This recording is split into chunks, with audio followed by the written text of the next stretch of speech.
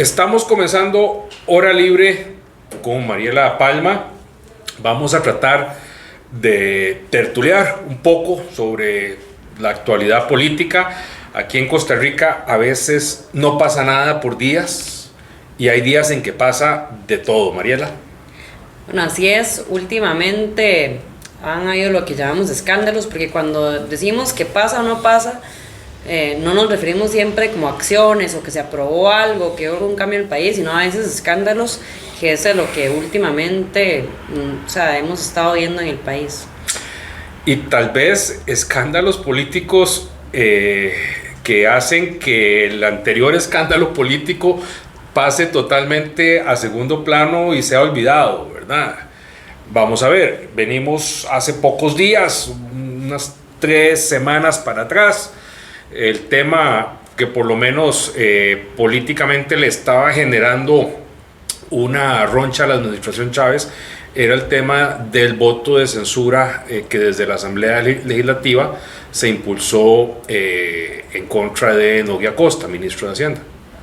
Sí, bueno, eso fue muy interesante, primero porque, bueno, creo que Nogui cometió el error de decir que había sacado de un TikTok la información.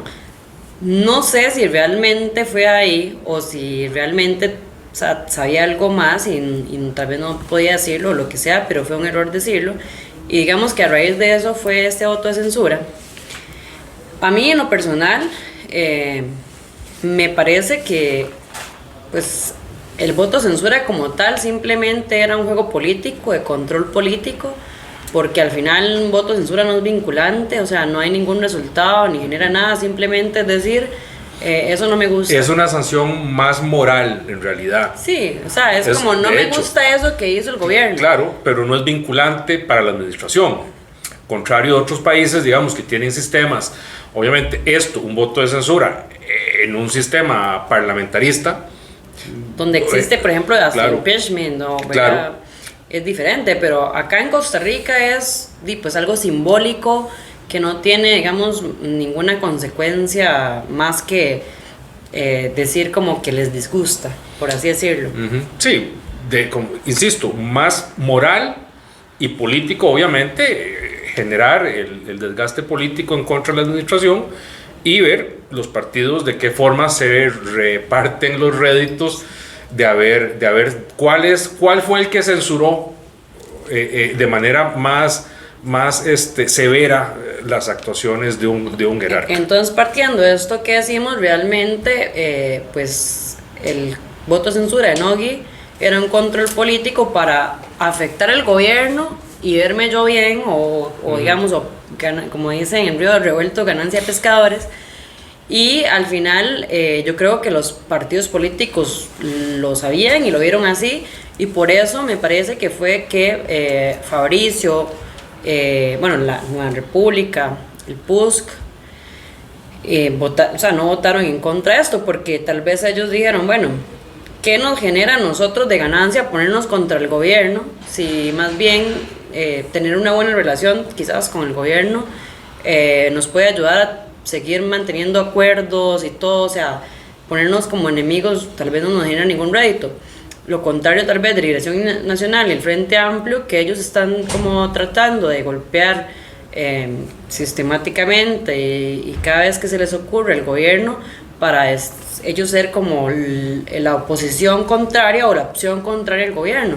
Mira, vamos a ver, eso que decís, a mí me parece que es importante un poquito desmenuzarlo un poquito, ¿verdad? Un poco pensando en esas alianzas que enumeradas al inicio, donde tenemos a 3 fracciones o casi 3 fracciones completas que fueron, digamos, los que le sacaron las castañas del fuego a la administración con el tema de la moción de voto de censura para Nogui.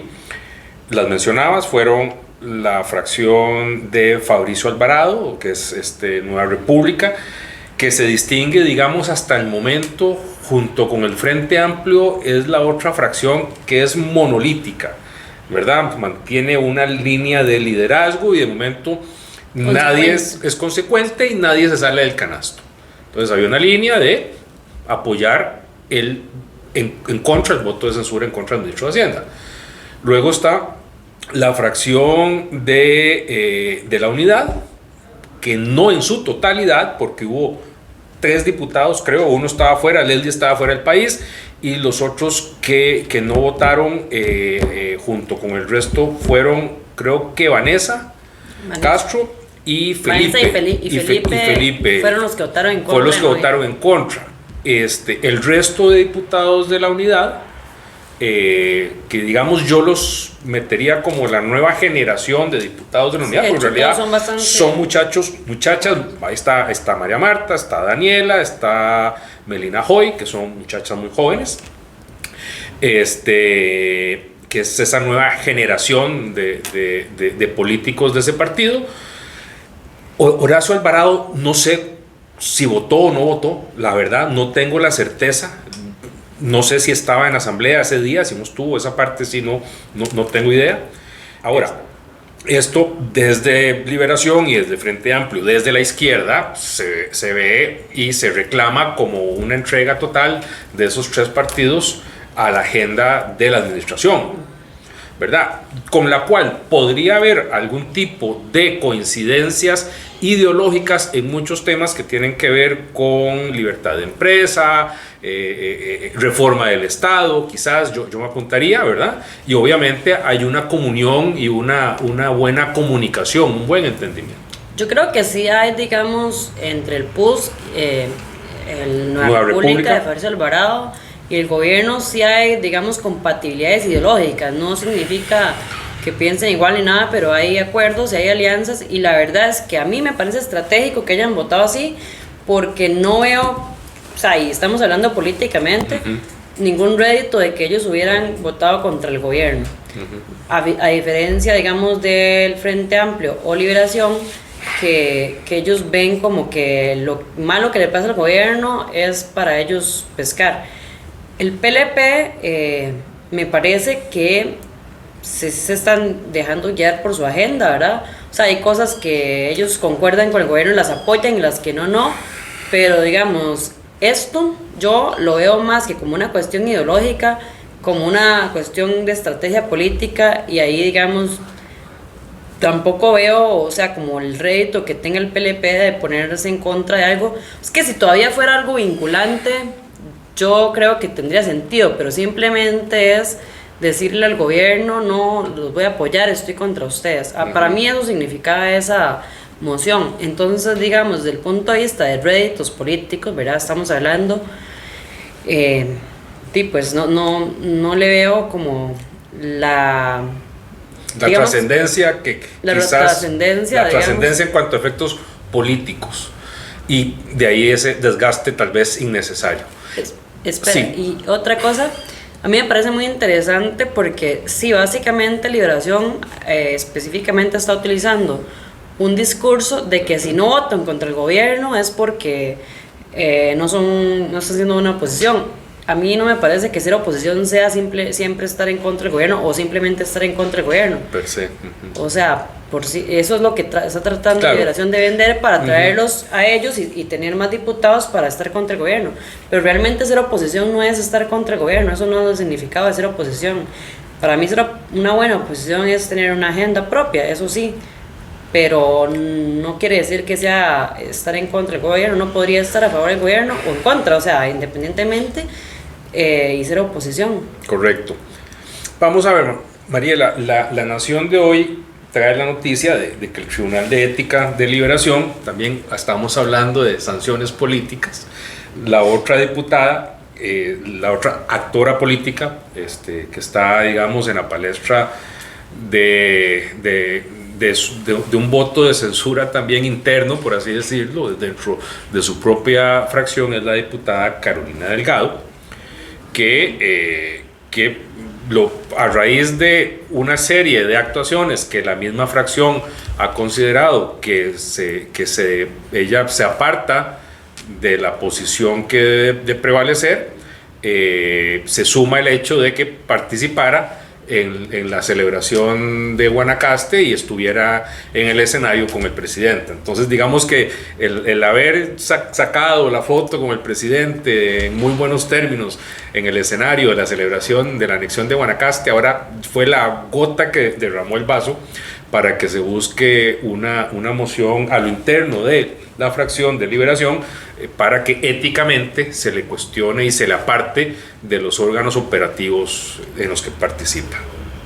Mira, sinceramente cuando yo leí eso no lo podía creer, me parece sorprendente, o sea, de verdad me parece sorprendente porque, o sea, a mí me parece que no solo ella debía de ir a Nicoya con el presidente, sino que es un deber de los diputados ir. Y me parece sumamente antidemocrático. Y de hecho me preocupa porque, digamos, el discurso actual de Liberación Nacional es que Rodrigo Chávez es antidemocrático, que es autoritario y todo lo que ya hemos escuchado.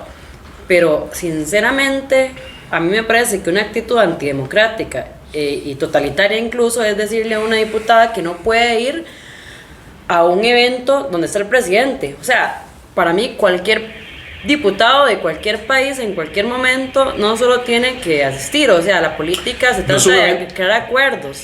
Perdón, no es un evento del presidente, es un evento de celebración oficial en el calendario de festividades oficiales del país. Vamos a ver, quizás yo interpreto eso que decís como, y desde hace rato por lo menos a mí me parece haberlo notado, y en este primer año legislativo me parece que ha sucedido. Yo reprocho la falta de debate de fondo de los proyectos de ley en comisiones legislativas y en el plenario. No hay un debate sustantivo sobre los argumentos a favor o en contra de por qué una ley debe o no debe ser aprobada en la Asamblea Legislativa.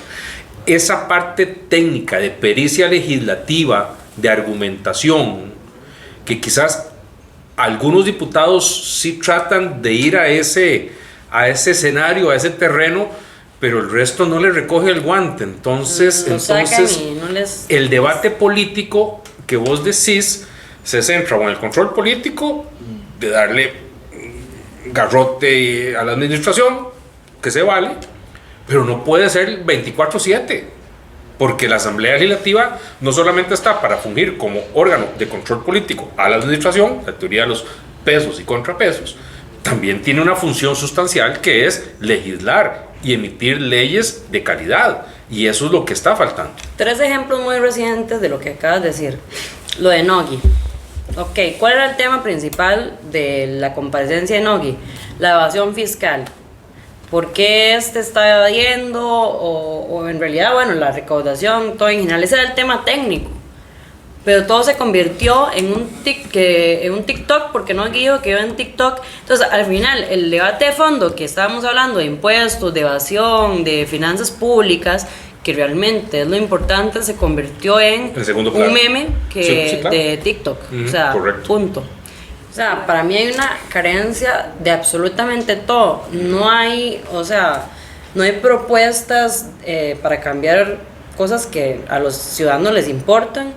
De hecho, por ejemplo, si vemos algo que a mí en lo personal me importa mucho, es el tema de seguridad, ¿verdad? Y incluso ese tema se volvió todo un show, porque entonces llega el presidente, saca una estrategia de seguridad y al final todo, o sea, incluso algunos no, que parece ok, pero nadie dijo, sí, yo estoy de acuerdo con esto. Bueno, luego hicieron como todo un escándalo con la policía, o sea, más que todo frente a Amplio, ¿verdad? Y los de siempre. Bueno, es que ¿cómo se llama? La estrategia que presentó el gobierno antes del cambio del ministro fue lo que le costó el puesto al ministro. Fue una salida en falso, quizás no bien planificada por la administración. Claro. Y eso le costó el puesto al ministro, ¿verdad? Pero ¿cuál es el punto mío? El punto mío es que a nosotros nos importa a los ciudadanos en este momento la seguridad. El presidente presenta una propuesta. ¿Qué deberían para mí hacer los diputados? Si no les gusta esa propuesta, presentar otra propuesta, presentar reformas a esa propuesta. O sea, eso sería como a nivel técnico, legislativo, lo que uno espera. Pero realmente ni presentaron una propuesta, ni hicieron reformas a la propuesta y simplemente se pusieron pues, a discutir como, o sea, realmente muy infantil, como este es este, y señalando por todo lado, pero no vi yo dónde estuviera la acción, que es una función de los diputados, de ellos también poner agendas. Claro, bueno, hay una agenda legislativa del gobierno. Recordemos que estamos finalizando este periodo de sesiones extraordinarias que ha abarcado los últimos 3 meses. El gobierno mantuvo, si la memoria no me falla, a lo largo de estos 3 meses los proyectos de ley que había enviado, 2 o 3. Yo vi 2 de esos proyectos y la verdad, desde un criterio muy personal, me parecía que estaban algo débiles. Creo que había que meterle mucho lápiz, y ese lápiz yo esperaría que venga de la Asamblea Legislativa, que es donde vos estás diciendo, que es donde deben efectivamente ellos complementar la propuesta, enriquecerla para que salga legislación en contra de la criminalidad que efectivamente cumpla la función que se espera. Yo efectivamente comparto lo que vos acabas de decir. De hecho, he leído bastantes proyectos de ley del gobierno que, digamos, me gusta la iniciativa como tal, o sea, me gusta la idea que tienen, pero el contenido del proyecto, en mi criterio, no está bien hecho. Pero eso, lo que pasa es que, o sea, no sé quién será el encargado, por qué filtros pasan esos proyectos, pero yo sí he visto varios proyectos que, no sé, yo estoy de acuerdo con la idea de lo que están proponiendo, pero al leer el texto se queda corto. Me parece que tiene muchas falencias. Entonces ahí el gobierno sí tiene una deficiencia que yo no sé, o sea, quién es el culpable o quién es el encargado, cuáles filtros pasa un proyecto de ley, pero el gobierno sí debería de mejorar en esa parte, o sea, tener a alguien ahí yo con un mayor filtro, vamos. Pero también, o sea, ok, si el gobierno está presentando una iniciativa buena y le falta, digamos, lo que yo digo es que los diputados deberían de enmendarlo. Es lo que se esperaría. Este tipo de proyectos, por ejemplo, los proyectos de seguridad que se presentaron, se elaboraron a lo interno del Ministerio de Seguridad por mandos medios técnicos, legales del ministerio. Sé que al sector privado se le solicitó algún tipo ahí de opinión, pero muy ya casi a contrarreloj, porque había que hacer el evento de presentación y ya los proyectos ya no hubo chance, según entiendo, de meterle lápiz fino y de mejorarlo. Bueno, el esfuerzo no está perdido.